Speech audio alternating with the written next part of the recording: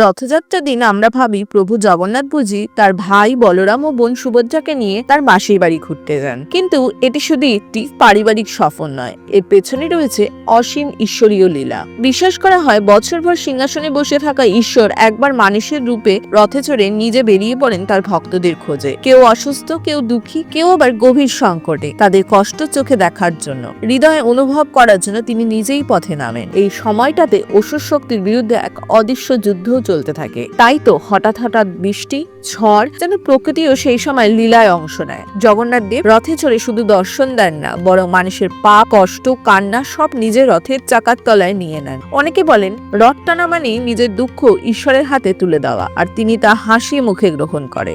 একবার এক বৃদ্ধা রথযাত্রার দিনে ভিড়ের ঠেলাঠেলিতে জগন্নাথের রথ দেখতে পাননি, মন খারাপ করে বসেছিলেন। রাতে হঠাৎ দরজায় কড়া নাড়ে এক অচেনা যুবক এসে বলল, তুমি আমার দর্শন পাওনি, তাই আমি নিজেই এলাম তোমার কাছে। সে ছিল স্বয়ং জগন্নাথ। এইভাবেই তিনি মাঝে মাঝে তার ভক্তদের কাছে রূপ বদলে আসেন, কখনো এক বৃদ্ধ, কখনো এক নাবিক, কখনো আবার প্রতীক রূপে। এই হলো রথযাত্রা, শুধু রথ টানা নয়, এটাকে এক জীবন্ত ভগবানের সঙ্গে পথ চলা। তিনি মন্দিরে থাকেন না, রথে চড়ে আমাদের ঘরের সামনে, হৃদয়ের ভেতরে এসে বসে।